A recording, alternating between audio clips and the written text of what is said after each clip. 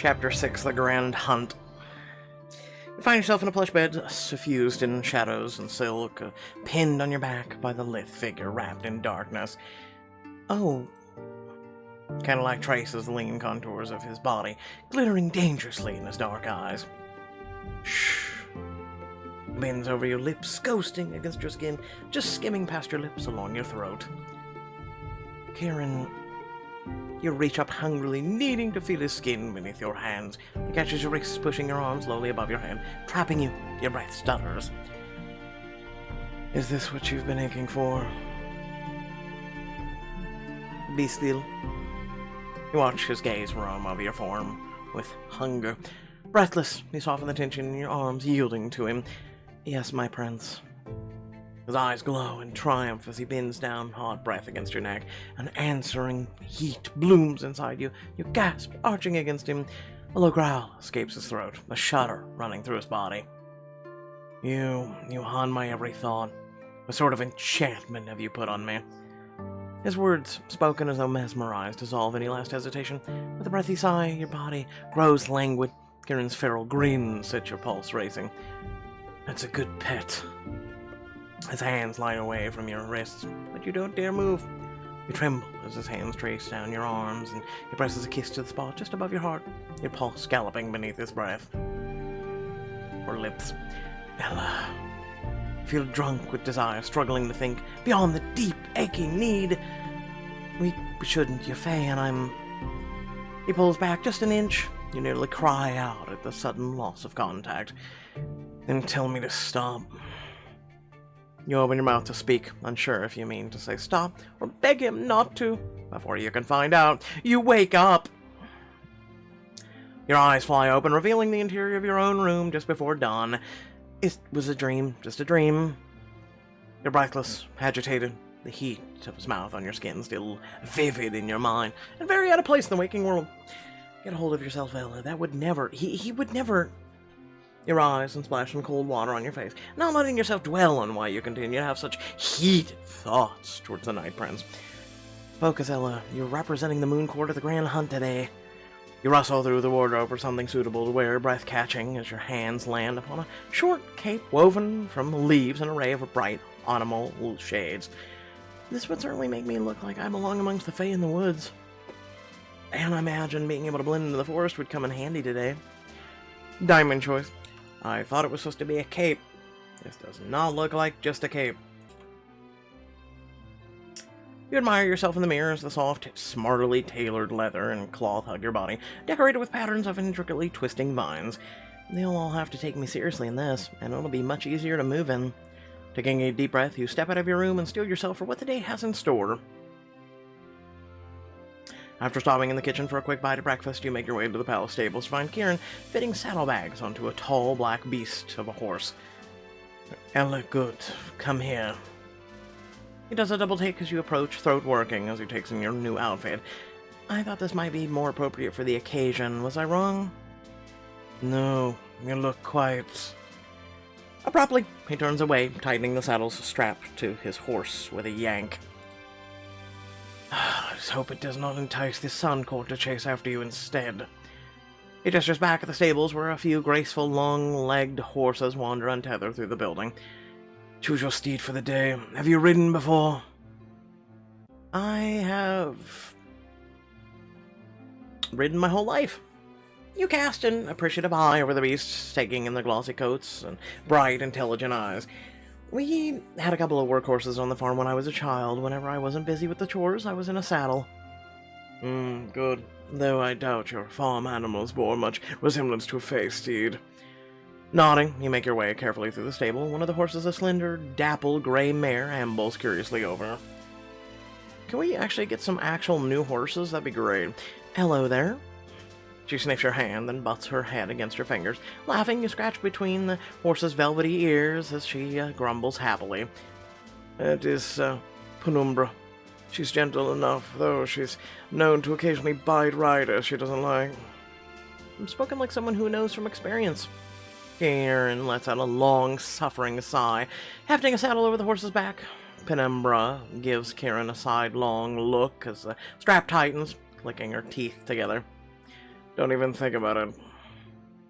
Once the horse is kitted out and your saddlebags are situated, Kieran helps you to mount before alighting onto his own steed with agile grace. Come, best if we're early. You ride through the Fey Woods, which in the light of day seems like a completely different world than your previous nighttime visits. Pale sunlight sifts through the canopy in beams of gold that seem thick enough to touch. You take a deep breath, the rich scent of earth and delicate perfumes filling your senses. So, what exactly are we hunting? A Cordy is an immortal winged fox that appears in the forest each year. Our stories say that the one who brings it down will be blessed with good fortune for the next year. Does it really give you good luck? Before I was born, my mother was a huntress of some renown. She claimed to have brought down the fox over 50 times. She believed the fox brought her together with my father and allowed them to conceive a child. Fey children are quite rare after all. This is the first time Kieran has spoken about his parents. I wonder if they were truly brought together by magic. Diamond choice. Collect the winged fox.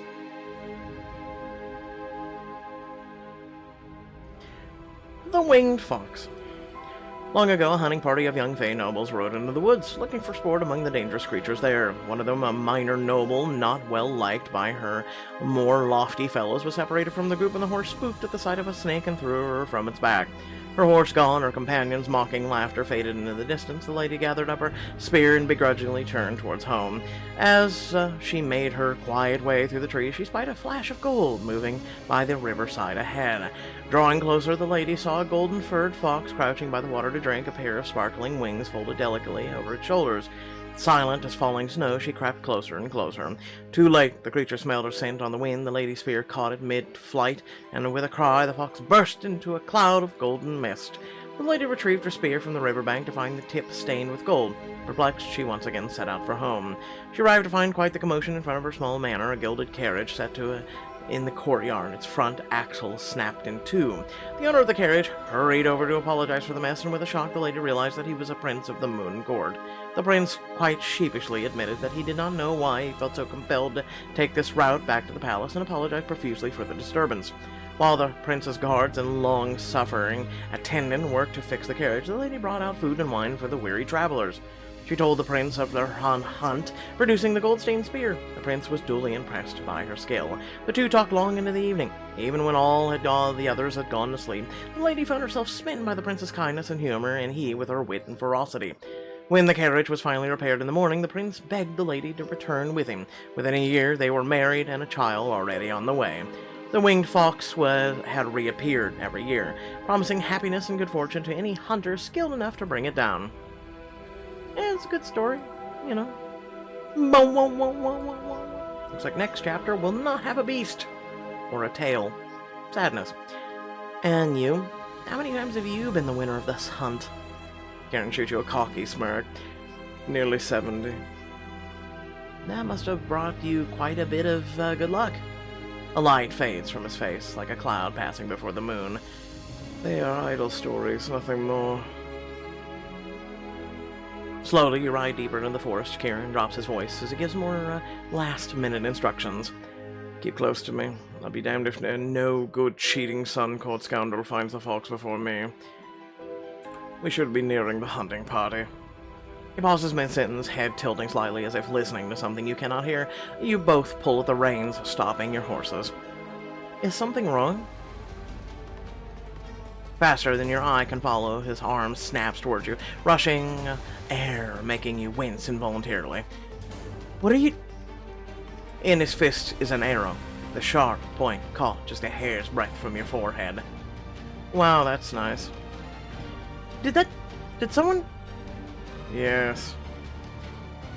You saved my life.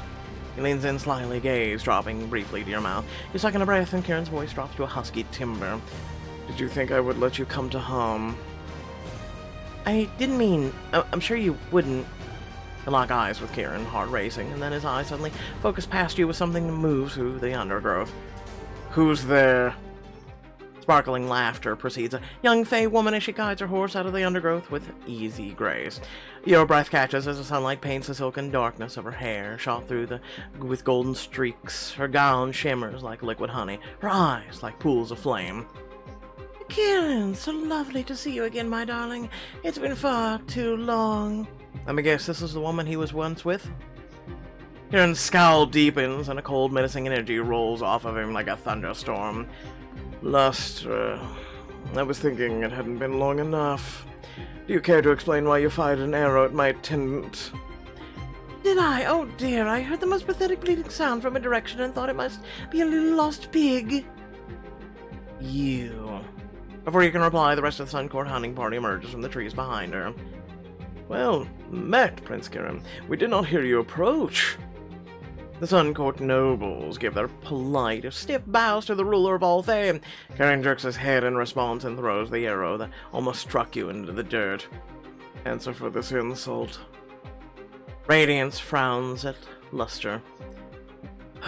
You must be more careful. There is a mortal present. She pouts prettily for a moment, but her eyes betray a predatory glint when they flint back to you. You know what, I'm not even gonna. Very well, I apologize. You needn't scowl, Kieran.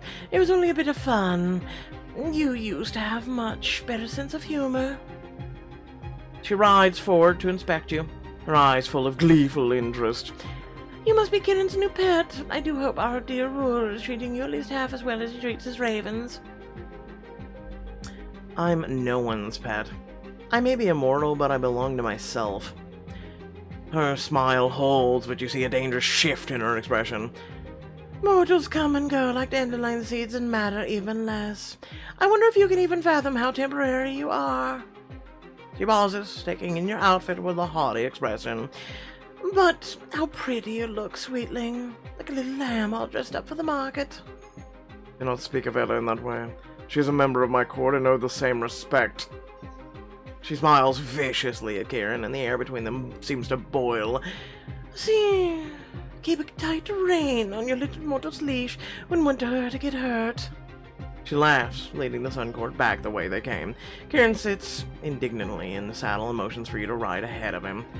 Go. I wish to keep an eye on our competition. What was that all about? It's not of your concern. Kieran keeps a steady distance at the rear of the procession while you ride alone.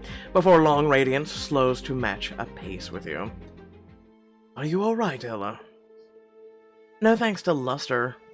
Or Lustry, I guess we'll go with. I do apologize. My cousin and Kieran have bad blood. I don't wish to see you get hurt in the crossfire. Lustry's your sick cousin? Indeed, she's a bit young and impulsive. Been away from the court for some time. I fear her social graces are not what they once were. But what can you do? She's family. Radiant sighs and then looks at you again, his eyes hovering in the moment over the charm at your neck. Tell me, have they been treating you well at the Moon Palace? They have been nothing but kind. Longclaw Sir Montgomery did their best to make me feel at home. And the Night Prince? You frown and look down at your hands, not sure how to answer. As I feared. Mush, I could help you, but the charm is more than a pretty bauble. So long as you wear that, Kieran will always know exactly where you are. He never told me that. Not surprised. You're just a pawn to him, Ella. For what reason I cannot say, but I worry for you. Please watch yourself around the prince, Ella. Few fair, more powerful, more dangerous. He is quite literally heartless, after all. Yes, I've seen some of the darkness firsthand. You can suppress a slight shiver as you think back of those times, though it is not entirely a fearful one. And it pains me to tell you that it runs deep. I fear you soon become the victim to the true terrors of the Night Prince. He leans slyly towards you in the saddle, voice low. When the day comes, find me, and I will do what I can. But if I can't take this necklace off, even if I could escape, he would just follow me straight to you. Oh, my sweet dove.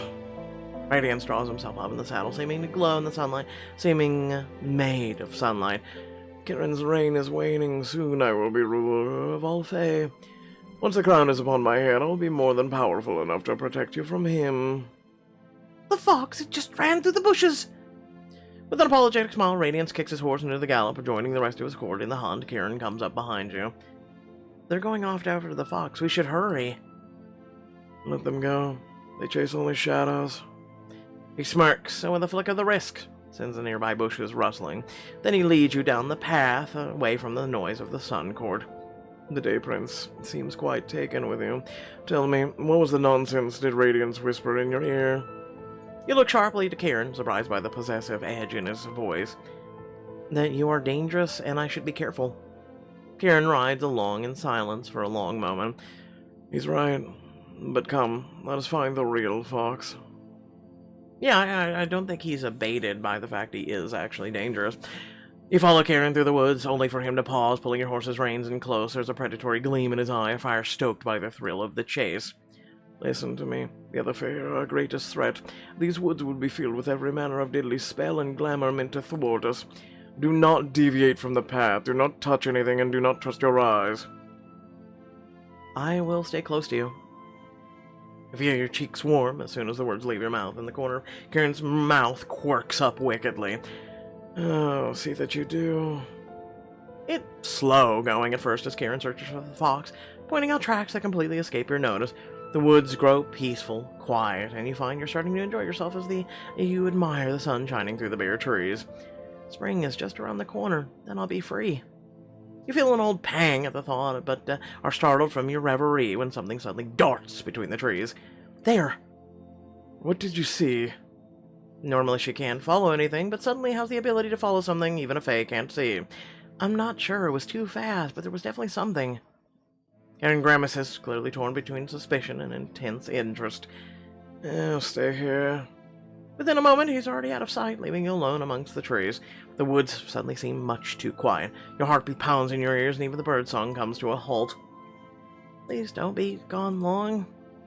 You scarcely breathe, trying not to imagine danger behind every tree trunk, wishing every moment for a glimpse of Kieran's return. A flash of movement catches your eye, and you whip your horse around to see a looming shadow racing towards you in a dead run. What? What? No, it can't be.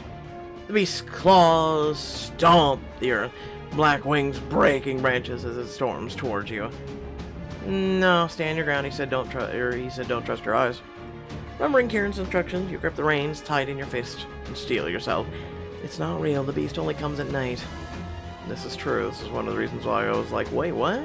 The beast rapidly closes the distance between you, looking every bit a solid mass of murderous rage, ready to rip into you with claws and beak. You brace for impact, but the instant the beast makes contact, it vanishes in a puff of smoke and ash. Hello, what happened? Kieran emerges from the trees, taking in your terrified expression with a frown. An illusion of the beast. It came at me from the woods, but it disappeared. Exactly the sort of trick I'd expect of the Sun Court. They plan to chase you into some deadly trap, no doubt. Away down the trail, a majestic willow tree dips into long branches across the path, golden and glittering. Moving closer, you realize the leaves of the willow chime softly in the wind like bells. How beautiful. As you admire the tree, you notice claw marks and broken branches littering the ground, reddish earth churned up as if in struggle. I should take a closer look. You reach for the nearest broken frond, and at your touch, the gold, shimmering leaves shift slightly, and with the softest melodic swoosh, like the drawing of a knife from a scabbard. I guess we shouldn't have. I mean, we were going to take a closer look. I didn't know we were going to actually touch, but the other choice would have probably been best. The leaves fly at you sharp as blades. One slices across your hand, but before you pull it away. Get back! Kieran pulls you behind him, slashing at the malevolent tree with the long dagger drawn from his side. The frond falls to the ground dead, and the leaves quickly follow. Kieran turns to you with a glare. That was unwise. Listen, I only wanted to take a closer look, okay? I'm sorry. The pain in your hand is sharp until Kieran takes your hand in his and breathes softly across the wound. Before your eyes, the bloody cut stitches itself closed. Thank you. My beauty often masks treachery here. Do not be fooled again. You're just a little ways past the tree when the bushes ahead of Kieran give a violent shake and a rather large frog-like creature lurches out of them. Oh wow, I've seen you before. Gremlins! Good movie, by the way. Look out! As it goes to spring at Kieran's horse, you pull the ramble ring off your finger and launch it at the creature. Yeah, but that's the third time to use it. You can't use it anymore, then. As soon as the metal touches the ground, a circular cage made of spiny wooden branches wraps around the creature, trapping it inside. What is that thing? A Pawn Gremlin. Hey, look at that. Stubborn devils who guard their territory viciously. The creature nudges the cage. Oh, you let out a tiny cry as the barb pokes it. It sinks into the ground and looks up at you through the branches, forlorn. Oh. It looked like a lot scarier before. Now it just looks pitiful. You did well to trap it. A single bite from that would have paralyzed my horse and could have left you comatose. The Sun Court must have intentionally agitated it or used its magic to command it. A Pawn Gremlin would not so willingly leave the water. Then we should put it back, shouldn't we? The magic will fade within the hour. By then we'll be halfway across the forest and will be able to return home. You pick a few leaves from the nearby bush and slot them into the cage. Here, nibble on these and you'll be free in no time. As your horse falls in line beside Kieran once more, you look down at your empty hand, the ring not having returned after this last use. Good job.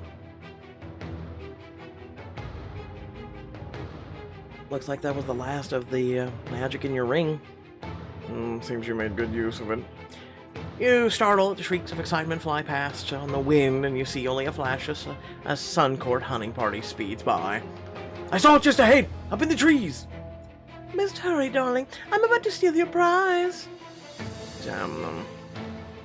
Kieran launches his horse into a gallop, and you do your best to follow his lustrous, mocking laughter fades into the distance. Your horse slows as she approaches a massive fallen tree, blocking your path. To the right, though, is a field of red wildflowers that look recently trampled. Stay on the trail. Remember what he said. You encourage your horse to back up a few feet, then urge her into a trot. She sails over the tree, and you land with a solid thud. Yes, come on, let's catch up to Kieran. Ride and ride, but don't see him. Just when you're starting to fear that you're going the wrong way, you spot him heading back towards you. There you are. There's nothing here. The Sun Court was leading us on a wild goose hunt. Chase 2 works. You ride back in the direction you were originally headed, when Kieran suddenly reaches out and pulls your reins away from the edge of the field of flowers. Carol, those flowers are poison. But I saw tracks earlier. Didn't you ride through them? More trickery. You did well not to fall for it. That would have not been a pleasant experience. Hopefully this is the last of the dirty tricks the Sun Court has in store for us. Kieran looks away from you, awarding you, or looks you over, awarding you an actual smile. I'm pleasantly surprised, Ella. Surprised that I haven't died yet? You made Kieran proud during the Fey hunt. You performed admirably as my attendant. Most mortals would not have lasted the day. Well, I'm not most mortals. He watches you for a moment, eyes sharp as a hunting falcon, but the thrill that courses through you in response isn't fear. That's certainly true. After what feels like an hour of riding, Kieran pulls up short, motioning for you to be quiet. He points to an opening in a rocky hill ahead. The fox's den? Follow me. Kieran dismounts gracefully, then comes to your side, offering a hand to help you down as well. Take this hand. Thank you. You place your hand in his, a strong grip steadying you as you shift your weight off the saddle. The other hand catches you around your waist as he lowers you to the ground. He puts a finger to his lips. Follow me, make no sound. He moves like a wolf, with fluid grace and cunning.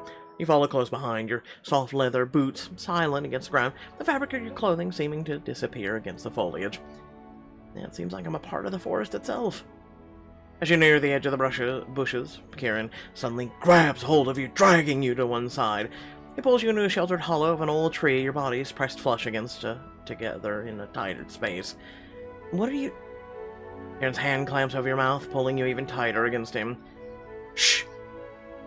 He points just as a pointed snout emerges from the den, followed by a pair of pointy ears and black, wary eyes.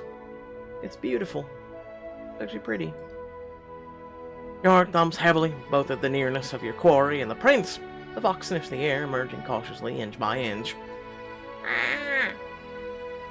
The animal trots out, shakes itself, iridescent wings unfurling and to shimmer in the dappled sun. Behind you, Kieran silently draws an arrow and knocks it without even looking. Don't breathe. You hold yourself completely still as his arms come around you, drawing the string taut beside your ear. You stare down the arrow's path, feeling drawn just as taut as the bow, until you think you can bear no more. Then Kieran lets the arrow fly. The fox lets out a sharp cry as the arrow strikes before exploding into a shower of glittering golden mist that covers the forest floor. Ha! Your heart still pounding, you gasp for breath as Kieran releases you, willing to retrieve his gold-stained arrow. Let's return to the others and claim our victory. You quickly locate the rest of the hunting party who have gathered in a large clearing. Everyone looks at the thunder of your approach. Victory is mine. He launches the gold-stained arrow, and it's a soft muss point first. Radiance pulls it from the dirt, frowning before displaying the proof to his court. Oh, the hunt is over. Prince Kieran has taken down the winged fox. Again. And the mortal still breathes, even. However did you manage that? Ella managed quite well on her own. One would think her a forest-born fae in disguise. Your face heats, and you can't help the small smile that blooms on your face at Kieran's praise. Your luck will run out one of these days. Not for another year, it seems. Lustries storms off in a huff. Kieran gives you a self-satisfied smirk. Come, there is time for some refreshment before returning home. You dismount and tend to the horses before joining the other attendants in preparing a small feast for the assembled courts. Congratulations, Your Highness, on another fine victory. 'Twas nothing, I assure you. Prince Kieran, you're too modest. To your surprise, the Fae turns to you. There must be some secret to the prince's success. Won't you tell us, lovely one? Prince Kieran's secret is, my secret too. I'm afraid I'm not at liberty to share my lord's business. Oh, boo. Prince Kieran's managed to find a mortal just as inscrutable as he. You allow yourself a coy smile as the Fae pout and cross their arms at you. Kieran's eyes flit to yours, his mouth curling into a mischievous grin that makes your heart stammer. You bring a tray of fruit, cheese, and wine to where the Fae lounge on pillows on the ground, but as you leave, Kieran stops you. My attendant dines with me. Yes, Your Highness. You sit beside him, eat, with not a small amount of trepidation, to be surrounded by the Sun Court nobles that had spent the afternoon trying to, obligely, hurt and maim you, and even kill you in some ways. Before long, Radiance rises and stretches his arms over his head. I believe we'll head to the river to freshen up before returning home. Will you join us, Prince Kieran? To your surprise, Kieran looks to you. Shall we go? You're asking me? He shrugs, his eyes glimmering with promise. We've worked plenty today. I think we've earned a bit of indulgence. Diamond choice. Sounds like fun to bathe with the prince. Kieran stands and offers you a hand up. A nearby Fae laughs and claps her hands. Hooray! The mortal will join us! The Sun Court Fae giggle with delight as they run to the creek, stripping off their clothing as they go. Kieran follows in his unusual or usual aloof, unhurried way. You look flustered. I do not. Radiance and a few others bathe in the shallows together, nimble hands caressing each other's bodies a bit more than is strictly necessary for washing. Do we scandalize you? You quickly look away from the spectacle, your face heating. Maybe a little. Of course, people bathe in the creek all the time at home, just usually not together like this. Kieran smirks, slowly undoing the buttons of his shirt while watching you. You wanted to come? Giggity. I just wanted to get clean. I see you're enjoying my embarrassment as usual. He murmurs in your ear as he heads to the water, stripping out of the remainder of his clothing. Relax, the Sun Court's games are harmless now that the hunt's over. And what about you? No promises. Kieran wades into the water. You try to avert your eyes until he's mostly covered before removing most of your own clothing. The water's shockingly cold, making you feel alive and a bit daring. Ah! you got my clothes all wet. I'll get you back for that. Deeper in the spring, a group of Fae chase after each other, splashing and shrieking playfully. A few others break away from the Radiance's group and wade over to Kieran. Do you need assistance bathing, Your Highness? We are happy to serve the champion of the hunt. Kieran gives a wry, mirthless laugh and then looks to you. I already have an attendant. Indeed, and one you seem to loathe to share. I want to bathe Kieran. Join Radiance. Play with the others.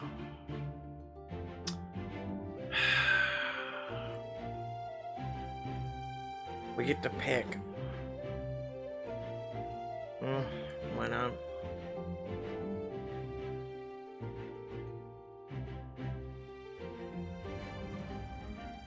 Help the other Fae bathe Kieran, I guess. The more the merrier. Isn't that right, Your Highness? You smile impishly. After all, you are the champion. Kieran raises one eyebrow in your direction as if surprised. Very well. The other Fae glide to Kieran, running their hands across his shoulders and chest with much familiarity.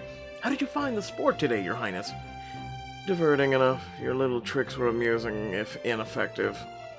Kieran tilts his head back as one of them pours water over his hair, looking at you from under his dark lashes.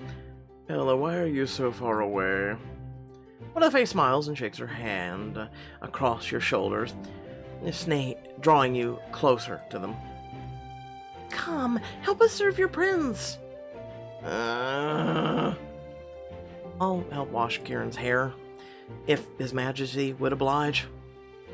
Kieran leans back to submerge the back of his head, dark strands of hair floating to the surface where they twist and dance in the languid current. Your fingers comb gently through Kieran's long hair, washing away trailed dust and bits of leaves. Such care, your prince must be so spoiled. I do my best.